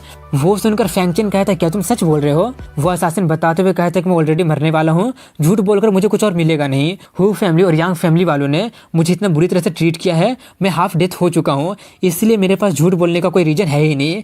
ये सुनकर फैंग चेन काफी ज्यादा गुस्सा हो जाता है, इसलिए वो लोग अपने सभी एलिट कल्टीवेटर को बुलाकर उन पर हमला करने चले जाते हैं। उन्हें देखकर मिस्टर हु और मिस्टर यांग काफी ज्यादा कंफ्यूज होकर पूछते हैं कि तुम लोग यहाँ पर क्या करने की कोशिश कर रहे हो? फैंग चेन उन पर हमला करते हुए कहता है कि मेरे बेटे को मारने की कोशिश करके तुम लोगों ने बहुत ही बड़ी गलती कर दी हो। ये बोलकर वो उस पर हमला कर देता है। ये देखकर मिस्टर हु और यांग भी अटैक करने के लिए तैयार होते हुए कहते हैं कि अब जबकि वॉर स्टार्ट हो ही गया तो होल्ड बैक करने का कोई फायदा है ही नहीं। ये बोलकर वो दोनों एक साथ मिलकर फैंग चेन पर हमला कर देते हैं, लेकिन वो उनके अटैक को काउंटर कर देता है, जिससे वो काफी ज्यादा थक गया होता है। वहीं पर ये देखकर वो दोनों काफी ज्यादा शॉक्ड हो गए होते हैं और तभी फैंग फैमिली वाले भी हमला करने ही वाले होते हैं, लेकिन तभी कोई आकर उन सभी लोगों को रोक देता है और उसका नाम वो यांग मिंग होता है जो कि ऑक्शन सेंटर का हेड गार्ड होता है। वो वहां पर आकर कहता है कि मुझे तुम्हारे फाइट में दखल तो देना नहीं चाहिए, लेकिन ये मैटर 3 मेजर फैमिली के लाइफ और डेथ को डिसाइड करेगा और ये पूरा सिटी को भी अफेक्ट कर सकता है। फैंग फैमिली वाले अपना कारण बताकर कहते हैं कि हम लोग यहाँ पर जस्टिस के लिए आए हैं। मिंग कहता है लेकिन फिर भी तुम लोग सिटी की शांति को तोड़ नहीं सकते हो, मैं अपने कुछ लोगों को भेजकर फैंग हाउ को ढूंढने में हेल्प करूंगा, अभी के लिए सभी लोग चले जाओ। ये सुनकर फैंग फैमिली वाले जाते हुए कहते हैं कि अभी सिर्फ हम लोग ओजांग के लिए रुक रहे हैं, लेकिन मैं तुम लोगों को बता देता हूँ कि तुम लोग फैंग फैमिली को ऑफेंड नहीं कर सकते हो। फैंग चेन भी जाते हुए कहता है कि ये प्रे करो कि मेरे बेटे को कुछ भी हुआ ना हो, नहीं तो परिणाम सहने के लिए तैयार रहना। ये सुनकर मिस्टर यांग सोचते कि अब हमारे पास छुपाने के लिए कुछ भी नहीं रहा है, इसलिए अब तुम लोग हमें ब्लेम नहीं कर सकते हो। और उसका यही बोलने के साथ यहीं पर इस एपिसोड नीचे बैठकर ट्रेनिंग कर रहा होता है और उसकी मास्टर उसे एडवाइस दे रही होती है कि कैसे ट्रेनिंग करना है। वो एडवाइस देकर वो उसे लेवल 6 के डीमन बिस्ट को हंट डाउन करने के लिए कहती है। ये सुनकर वो काफी ज्यादा शॉक्ड हो जाता है और उससे बहस करने की कोशिश करता है, लेकिन कोई भी फायदा नहीं होता है। इसके बाद वो उस डीमन बिस्ट का हंट करने चला जाता है, जहाँ पर उसके सामने लेवल 6 का फायर ब्रीदिंग बीस्ट होता है। उसे देखकर फैंग अभी भी कह रहा होता है कि मैं तो सिर्फ लेवल 5 का ही हूँ, क्या मैं उसे हरा पाऊंगा? तभी वो उस पर हमला कर देता है, जिससे वो किसी तरह से बच जाता है और अपना पावर को गैदर करने लगता है और वहाँ पर काफी सारा डस्ट फैला देता है, जिससे उसे कुछ दिखाई ना दे। और उस बिस्ट के पास इंटेलिजेंट नहीं होता है, इसलिए वो उसका ध्यान भटकाने के लिए दूसरी तरफ पत्थर फेंक देता है। वो बिस्ट उस पत्थर की दिशा में जाने लगता है और मौके का फायदा उठाकर वो उस पर पीछे से हमला करने जाता है, लेकिन वो बिस्ट उसी पर हमला कर देता है, जिससे उसे लग जाती है और वो थोड़ा सा हैरान हो जाता है कि आखिर वो डिस्ट्रैक्ट क्यों नहीं हुआ था। उसकी मास्टर अपना नेल सेव करते हुए कहते हैं कि उस बिस्ट का स्मेल पावर तुमसे 30 गुना ज्यादा है, इसलिए तुम कैसे सोच लिए कि तुम उस फालतू के ट्रिक्स से बेवकूफ बना दोगे। ये सुनकर वो कहने लगा होता तो जानने के बाद भी आप मुझे पहले क्यों नहीं बताए थे? वो कहते कि देखो वो बिस्ट फिर से आ रहा है।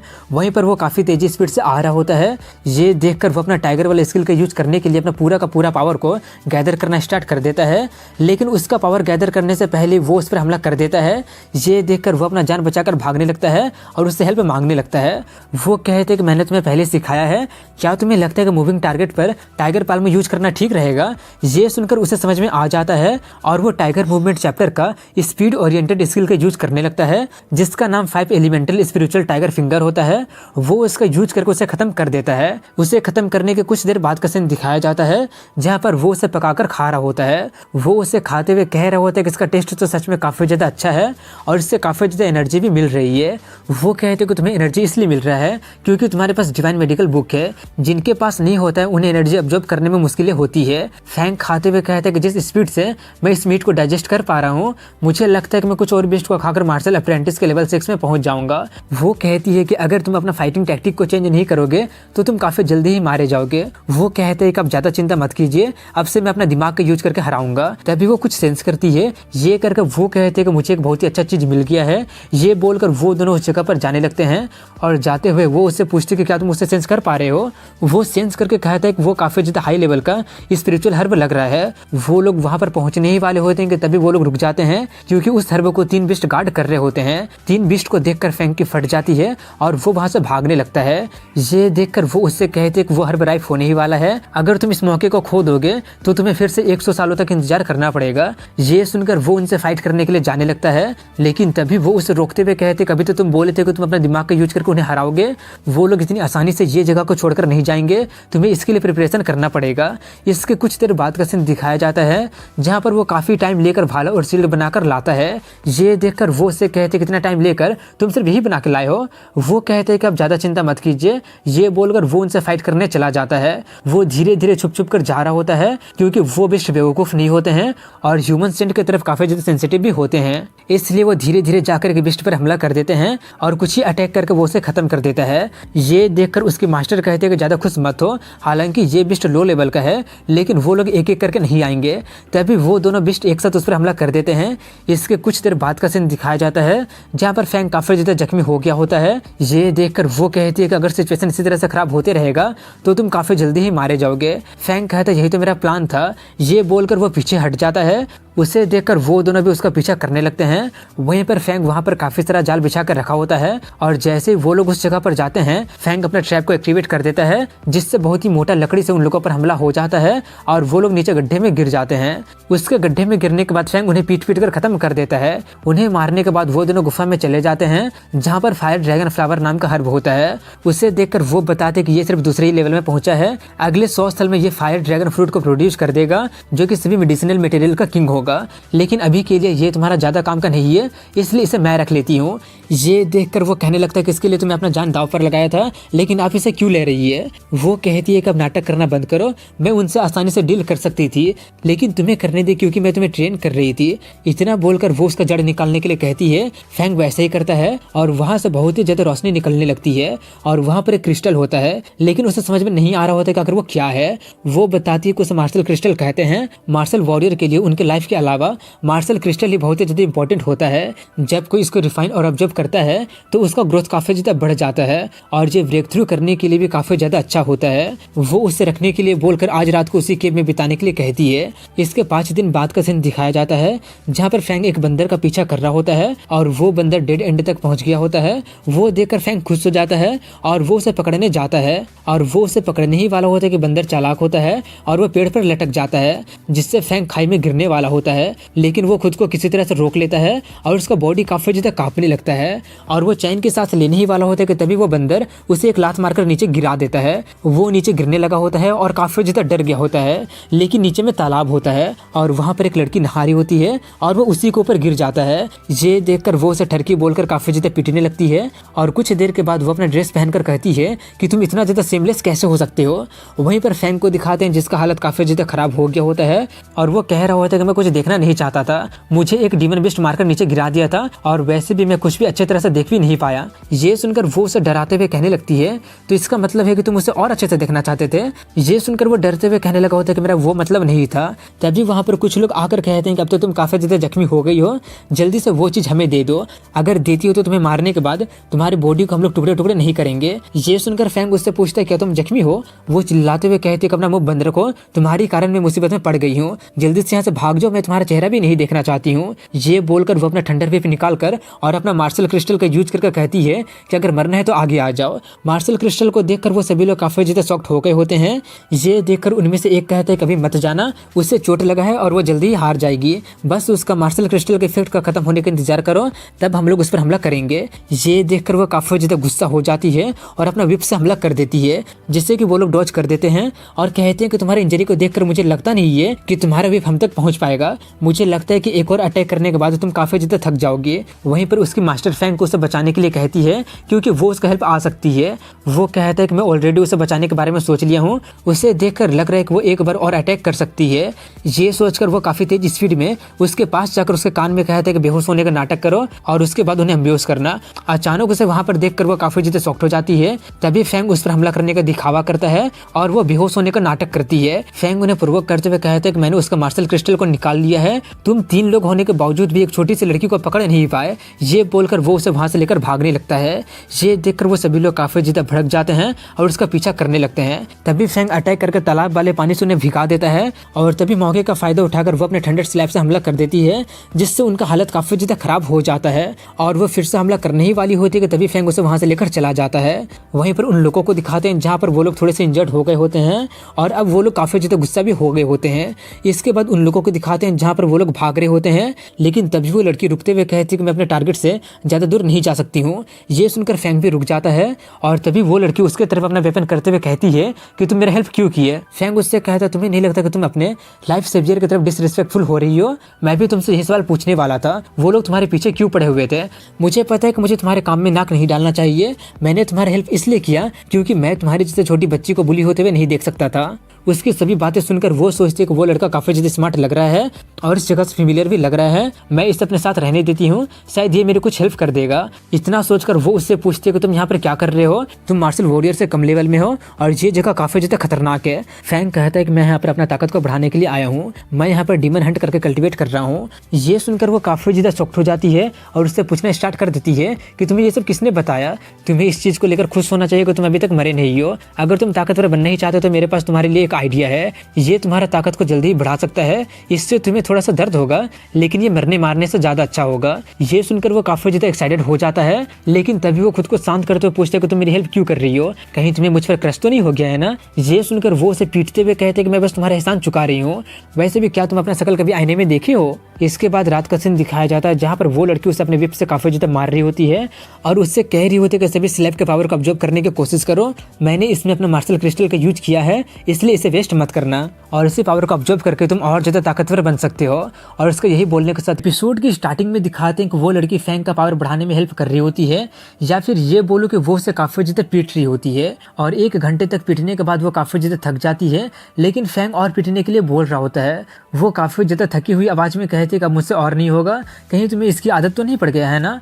फैंग कहता मुझे कोई आदत वादत नहीं पड़ा है और वो उसे आराम करने के लिए बोलकर खुद ही बीस्ट को हंट करने चला जाता है। इसके कुछ देर के बाद वो बीस्ट को हंट करके लेकर आता है और वो लोग उसे पकाकर खाने लगते हैं और कुछ बातें करते हैं। तभी वो उससे उसका नाम पूछती है क्योंकि वो अभी तक उसका नाम नहीं जान रही होती है। वो अपना नाम हाउथियन बताकर सोचता है कि रियल नाम ना यूज करने ठीक रहेगा। वो लड़की अपना नाम किंगयान बताती है। ये बताकर वो उससे कहते कि तुम स्पेशल हो क्योंकि आम लोग मेरे ठंडर स्लैब को एक बार भी टॉलरेट नहीं कर पाते हैं। फैंग एक बहाना बनाकर बोल देता है और बोलने के बाद सोचता है क्योंकि मैं अपना डिवाइन मेडिकल बुक का यूज कर रहा था इसलिए मैं बच जा रहा हूँ। वो कहते हैं कि तुम काफी ज्यादा लकी हो कि तुम मुझसे मिल गए हो क्योंकि अब मैं सिर्फ 10 दिन में ही तुम्हें मार्शल वॉरियर रिले में पहुंचा दूंगी। ये सुनकर फैंग काफी ज्यादा हैरान हो जाता है। तभी वो कहते हैं कि तुम्हारे कल्टीवेशन में मेरा काफी सारा मार्शल क्रिस्टल यूज होगा, इसलिए ब्रेक थ्रू के बाद तुम्हें मेरा नौकर बनना पड़ेगा। ये सुनकर वो बहस करना स्टार्ट कर देता है कि मैं किसी का कोई भी नौकर वॉकर नहीं बनने वाला हूँ।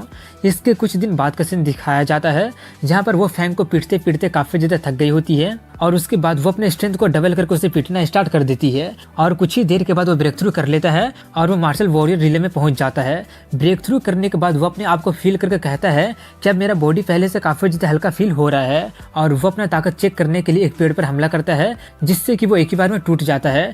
पेड़ का वैसा हालत देखकर वो उससे पूछते क्या तुम कोई फ्रीक हो क्या? तुम्हारे पास इतना ज्यादा पावर कैसे हो सकता है? फैंग भी अपना हाथ देखते हुए कहता मुझे भी नहीं पता। उससे देखकर वो कहती है कि अब तुम मार्शल वॉरियर रिले में पहुंच गए हो, लेकिन मार्शल वॉरियर के लेवल 1 में पहुंचने के लिए तुम्हें काफी ज्यादा टाइम लगेगा। यहाँ तक कि जीनियस को भी 6 से 7 महीने लग जाते हैं और अब से मेरा थंडर स्ट्रेंथ का भी तुम पर कोई भी फायदा नहीं होगा। इतना बोलकर वो उसे आराम करने के लिए बोलकर कल जाने के लिए कहती है। इसके बाद रात का सीन दिखाया जाता है जहाँ पर वो सो रही होती है और फैंग गुफा से बाहर आकर अपने मास्टर को बुलाता है। वो बाहर आकर उसे टीच करते हुए कहती है, मुझे तो लगा था कि तुम उस खूबसूरत लड़की के कारण मुझे भूल ही गए हो। वो कहने लगता है कि ऐसा कोई बात नहीं है। ये बोलकर वो उससे कहता है कि अब मैं मार्शल वॉरियर बन गया हूँ। वो कहती है, हाँ मुझे पता है, अब तुम्हें मार्शल फॉर्मूला देने का वक्त आ गया है। ये सुनकर वो काफी ज्यादा एक्साइटेड होने लगता है। तभी वो उसे एक आयरन सीट निकालकर दे देती है। उसे देखकर वो थोड़ा सा निराश हो जाता है और कहने लगा होता है कि ये तो सिर्फ एक आयरन का सीट है, इसका ग्रेड क्या है। वो जवाब देते हुए कहती है कि इसका कोई भी ग्रेड नहीं है। ये सुनकर वो काफी ज्यादा हैरानी से चिल्लाने लगा होता है कि क्या आप कोई मजाक तो नहीं कर रहे हैं ना, ये तो यूजलेस है। वो सोते हुए कहते हैं, हाँ इसका कोई भी ग्रेड नहीं है, आम लोगों के लिए ये सच में एक आयरन सीट है, लेकिन तुम्हारे जैसे जिसके पास नॉन विंग मार्शल स्टेट का कॉन्स्टिट्यूशन है उनके लिए ये हेवनली ट्रेजर से कम नहीं है और ये तुम्हारे ताकत के साथ भी इवॉल्व होते जाएगा। ये सब सुनकर वो अभी भी डाउट करते हुए कह रहा होता है कि क्या आप मजाक तो नहीं कर रहे हैं ना। वो चिल्लाते हुए कहते कि मुंह बंद करके चुपचाप खोलो उसे। वो पूछता है इसे खोलना कैसे है। वो बताती है कि अपना मार्शल क्रिस्टल निकालो जो कि तुम्हें मिला था, बैठकर एक हाथ में क्रिस्टल को ले लो और दूसरे हाथ में आयरन सीट को ले लो और क्रिस्टल का पावर ऑब्जर्व करना स्टार्ट कर दो और क्रिस्टल का पावर को आयरन सीट में इंजेक्ट करो। वो वैसा ही करता है तो वो सीट उसके माइंड के अंदर में चली जाती है और वो उसे कभी भी एक्सेस कर पाएगा। वहीं पर बाहर में उसके बॉडी पर काफी ज्यादा प्रेशर पड़ रहा होता है और तभी वो अपना नॉन विंग मार्शल स्टेट को एक्टिवेट कर लेता है और जैसे वो उसे एक्टिवेट करता है वो मार्शल वॉरियर के लेवल 1 में पहुंच जाता है। ये देखकर उसके मास्टर बताते हैं कि मार्शल फॉर्मूला और नॉन विंग मार्शल स्टेट को कंबाइन करने का यही फायदा है। ये तो उसका ठंडर से पिटाई खाने से भी काफी ज्यादा अच्छा है। इसके लिए तुम्हें काफी ज्यादा मार्शल क्रिस्टल की जरूरत पड़ेगी। इसके बाद कल सुबह का सीन दिखाया जाता है जहाँ पर वो झरना के नीचे खड़ा होकर प्रैक्टिस कर रहा होता है और एक जोरदार पंच मारता है जिससे वहां पर काफी जोरदार आवाज होने लगती है। ये सुनकर किंगयान काफी ज्यादा शॉक्ड होकर उठ जाती है और सोचती है कहीं वो लोग यहाँ पर पहुंच तो नहीं गए हैं ना। तभी वो जल्दी से बाहर आकर देखती है तो उसे पता चलता है कि वो प्रैक्टिस कर रहा होता है और देखने पर उसे पता चलता है कि वो लेवल 1 में पहुंच गया है। वो देखकर वो काफी ज्यादा हैरान हो जाती है और सोचती है कि वो एक ही दिन में लेवल 1 में नहीं पहुंच सकता है, जरूर शायद मेरे आखिरी स्ट्राइक के कारण ये हुआ होगा। और जाकर उससे पूछती कि क्या तुम कोई डीमन तो भेस बदल कर नहीं हो ना, तुम इतना ज्यादा रैपिड प्रोग्रेस कैसे कर रहे हो। वो कहता है क्योंकि मैं गिफ्टेड हूँ इसलिए। ये बोलकर वो कहता है कि अगर मैं डीमन बिस्ट होता तो तुमको कब के खा गया होता। तभी वो उसे एक ड्रेस देकर कहते हैं कि जब मैं लड़का बनने का नाटक कर रही थी तब मैं इसका यूज करती थी। वो जाकर नहाकर उसे पहन लेता है जिसमें वो काफी ज्यादा हैंडसम लग रहा होता है। उसे देखकर वो ब्लश करने लगती है। इसके बाद किंगयान अपना अधूरा काम करने जाने लगती है। वो भी उसके साथ जाते हुए पूछते कि अगर तुम लेने क्या जा रही हो और तुम उससे पहले क्यों नहीं ली हो। वो कहते क्योंकि मुझे उसे सही वक्त पर ही लेना है और हाँ मेरा सामान को लेने के बारे में सोचना भी मत।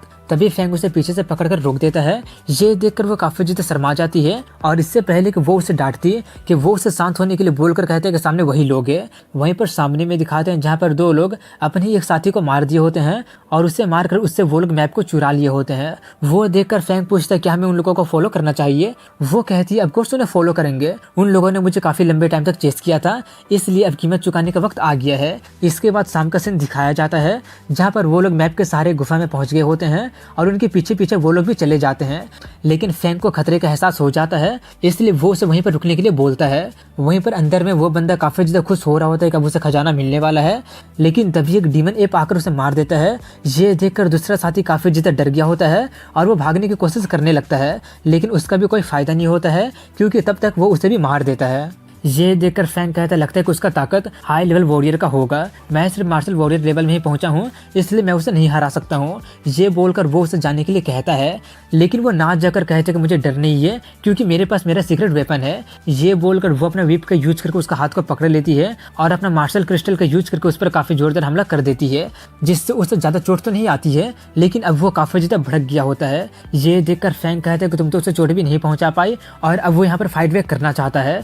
ये बोलकर वो उससे फाइट करने के लिए जाने लगता है। ये देखकर वो उससे कहते कि तुम्हें ज्यादा चिंता करने की कोई भी जरूरत नहीं है, मैं अभी भी उसे हरा सकती हूँ। ये बोलकर वो कुछ क्रिस्टल निकालती है और उसको बिस्ट के ऊपर फेंककर ब्लास्ट कर देती है, जिससे उस बिस्ट का काम तमाम हो जाता है।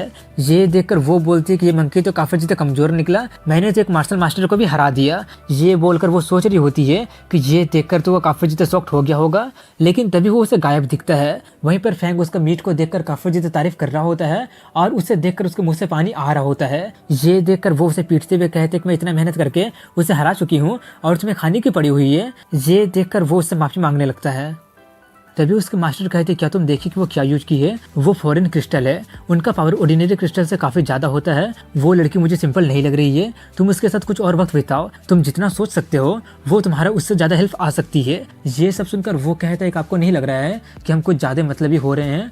वो कहती है अगर तुम्हें लग रहा है कि ये मतलबी है तो तुम उसकी हेल्प करते रह सकते हो, कहीं तुम्हें उस पर क्रश तो नहीं हो गया है ना। ये सुनकर वो शर्माते हुए कहने लगा होता है कि आप क्या बक रहे हैं, मुझे उस पर कोई क्रश वर्श नहीं है। तभी किंग यान उसे अपने पास बुलाती है और दीवार में मार्क को दिखाते हुए कहते हैं कि ये सब स्वॉर्ड मार्क है। तभी उन लोगों को एक बॉक्स दिखाई देता है, वो देखकर वो जल्दी से जाकर उसे खोल देते हैं। उसमें बर्सर्क फॉर्मूला नाम का स्क्रिप्चर होता है। उसे देखकर फैंग काफी ज्यादा खुश होने लगा होता है कि क्या ये कोई हेवनली बुक है।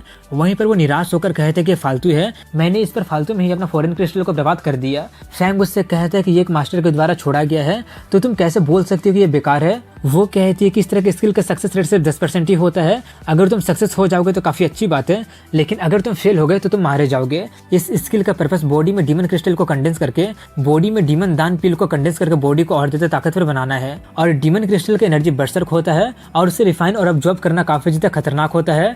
सिर्फ येलो लेवल का ही बर्सर्क दान पील को कंडेंस करने के लिए ही काफी ज्यादा टाइम और एनर्जी लग जाती है, इसलिए हाई लेवल के बारे में तो भूल ही जाओ।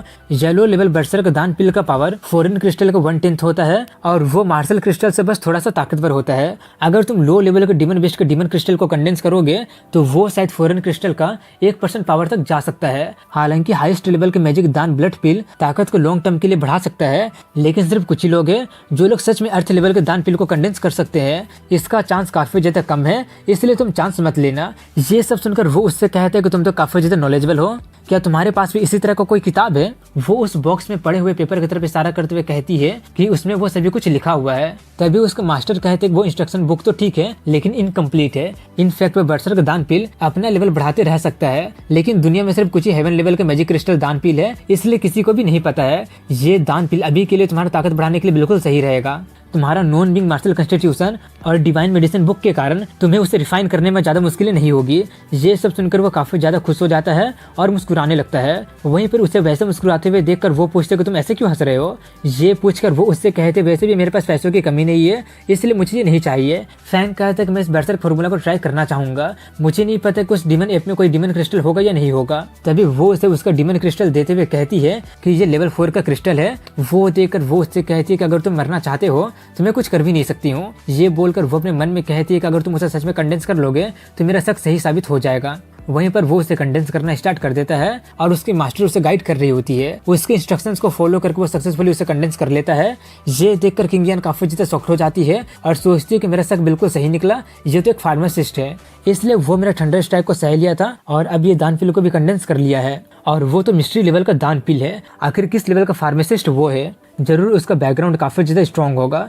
वो सब ये सोच ही रही होती है कि तभी वो ये देखकर काफी ज्यादा हैरान हो जाती है कि वो अभी भी उसे अपग्रेड कर रहा होता है और सोचने लगती है कि आखिर वो किस लेवल का फार्मासिस्ट होगा। वहीं पर बाहर में जो लोग शुरू से किंग यान का पीछा कर रहे थे वहां पर आ जाते हैं और गुफा में जाने लगते हैं और यहीं पर इस एपिसोड की एंडिंग हो जाती है। जैसे कि आप लोगों को पता है कि मैं रेगुलर वीडियो अपलोड करने की कोशिश कर रहा हूँ, इसलिए जितना ज्यादा हो सके आप लोग कमेंट करें, लाइक करें ताकि वीडियो की रीच आगे बढ़ सके।